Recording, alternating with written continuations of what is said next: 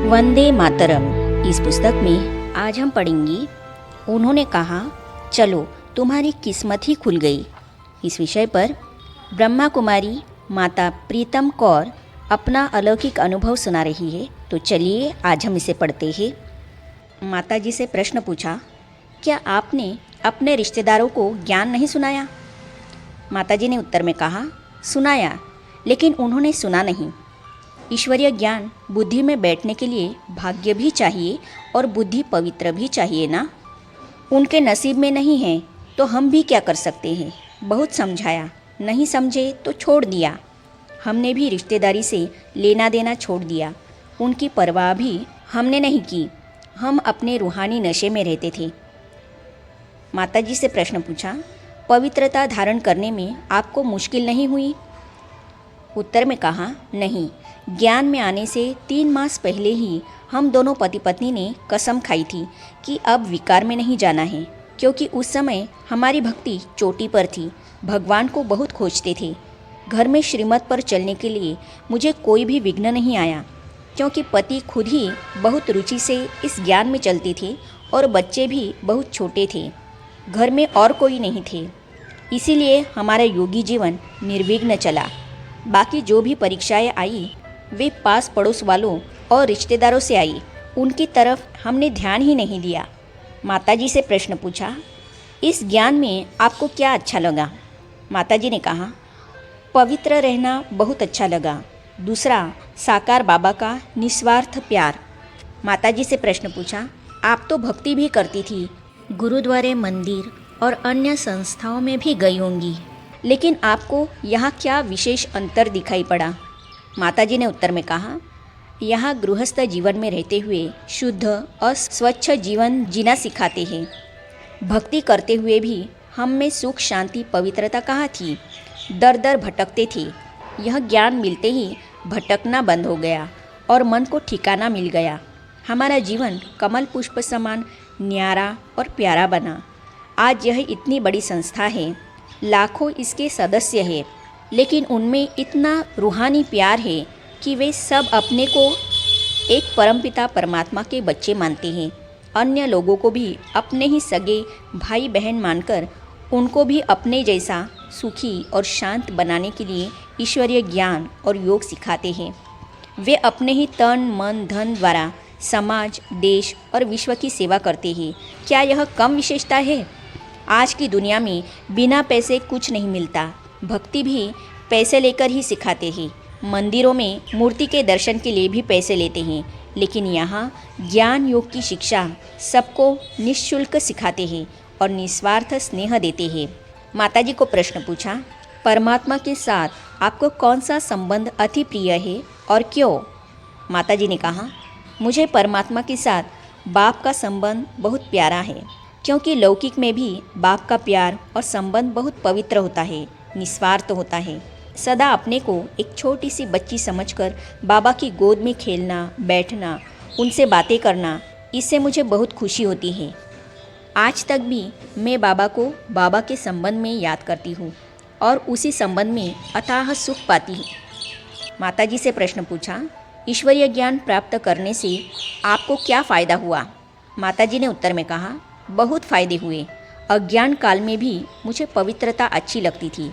शादी करना ही नहीं चाहती थी। बचपन से ही मैं भगवान को ढूंढती थी कि वह कहाँ है, कैसा है और क्या करता है।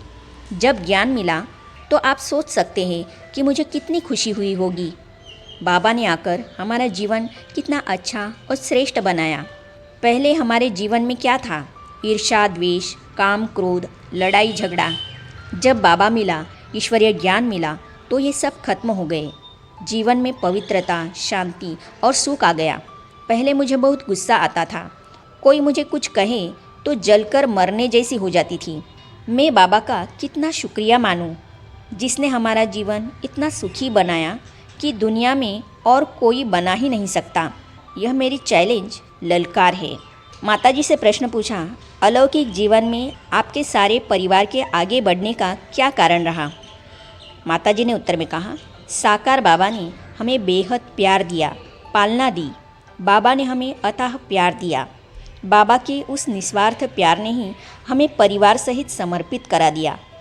बाबा मेरे ऊपर खास ध्यान देते थे क्योंकि मेरे बच्चे छोटे छोटे थे ना। छोटे छोटे बच्चों वाली होते हुए भी ज्ञान योग में मेरी ज़्यादा रुचि होने के कारण बाबा मुझे बहुत प्यार करते थे। बच्चों को खास बुलाकर टोली देना, उनको घुमाना आदि करते थे। बाबा ने हमारे सारे परिवार वालों को बहुत समीपता का अनुभव कराया। माताजी से प्रश्न पूछा, बाबा ने आपको कोई विशेष वरदान दिया है? उत्तर में कहा, हाँ, एक बार दिल्ली में साकार बाबा आए थे, तब वरदान दिया था।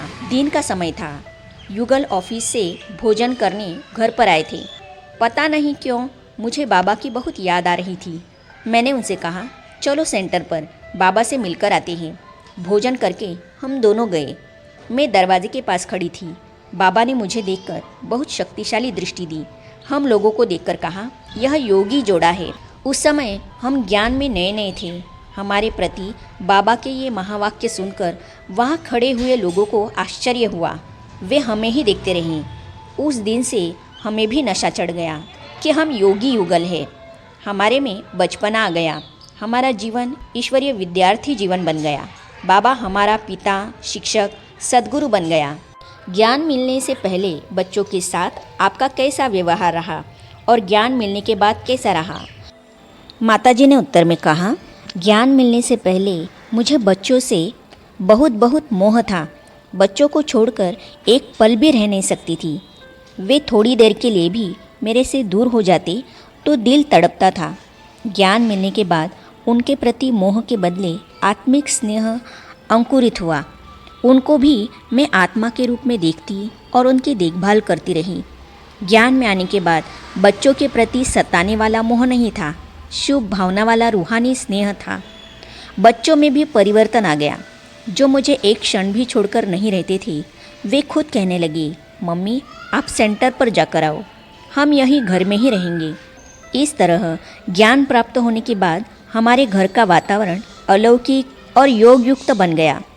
माताजी से प्रश्न पूछा, आप, आपके युगल और आपकी बच्ची तीनों ईश्वरीय यज्ञ में समर्पित थे और आपने घर को ही ईश्वरीय सेवा केंद्र बना दिया। ईश्वरीय सेवा कर अनेकों सेवा केंद्र खोले, अनेकों ब्रह्मा कुमारी शिक्षिकाओं को तैयार किया। इस ईश्वरीय जीवन में आपको लगभग 50 साल का अनुभव है। इस अनुभव के आधार पर गृहस्थियों के लिए आपके क्या हित वचन हैं? माताजी ने उत्तर में कहा, मैं तो यही कहूँगी कि ईश्वरीय ज्ञान घर गृहस्थ में रहने वालों को जीवन जीने की कला सिखाता है। घर परिवारों में ईर्ष्या, द्वेष, मनमुटाव, तेरे मेरे की बीमारी बहुत होती है। उनसे मुक्त होने के लिए राजयोग के सिवाय और कोई दवाई है ही नहीं। इसलिए मैं कहती हूँ कि हर व्यक्ति, चाहे माँ हो, बाप हो, बच्चे हो या अन्य संबंधी, सबको ईश्वरीय ज्ञान और राजयोग का अभ्यास करना चाहिए। ईश्वरीय ज्ञान से अनावश्यक इच्छाएं खत्म हो जाती है, संग्रह वृत्ति मिट जाती है, हद की भावना समाप्त होकर बेहद की भावना आ जाती है। आगे हम पढ़ेंगे, बाबा ने कहा, बच्ची तुम तो राम की सीता हो। इस विषय पर ब्रह्मा कुमारी रजनी माता अपने अलौकिक जीवन की कहानी इस प्रकार सुना रही है।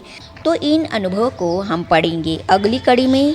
तो ये जानने और पढ़ने के लिए इस चैनल को सब्सक्राइब करने के साथ ही साइड में जो बेल आइकॉन है उसे भी क्लिक कीजिए, ताकि आने वाली सभी वीडियो और अब तक की सारी वीडियो आप तक पहुंचती रहेगी। ओम शांति।